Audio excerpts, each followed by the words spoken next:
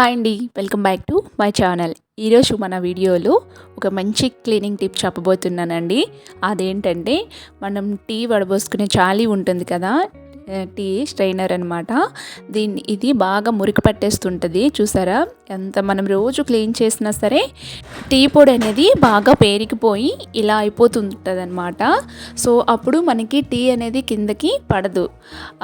ఇలాంటి స్ట్రైనర్ని మనం పడేయొద్దు. దీన్ని ఎలా క్లీన్ చేసుకోవాలి అనేది ఈరోజు నేను చెప్పబోతున్నాను.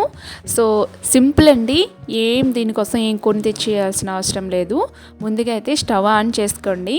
ఇప్పుడు టీ జాలని తీసుకొని ఒక 30 సెకండ్స్ అనమాట సైడ్స్ ఉన్న వాటిని, నెక్స్ట్ వచ్చేసి ఇలా లోపల ఒక 30 సెకండ్స్, మరీ ఎక్కువ టైము దీన్ని హీట్ చేసుకోవాల్సిన అవసరం లేదు.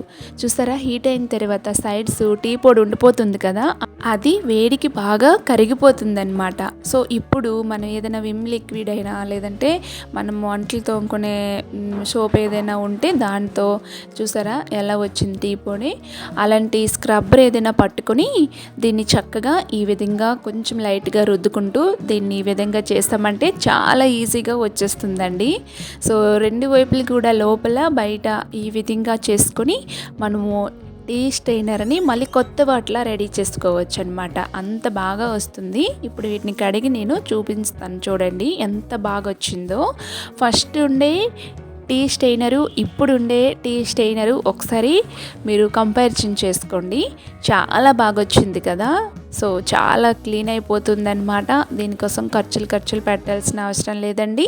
సో చాలా ఈజీగా ఇలా మీరు క్లీన్ చేసేసుకోవచ్చు. సో ఫ్రెండ్స్, ఈ టిప్పు అందరికీ కూడా యూస్ఫుల్ అవుతుందన్నమాట. తప్పకుండా ఈ టిప్ని ట్రై చేయండి.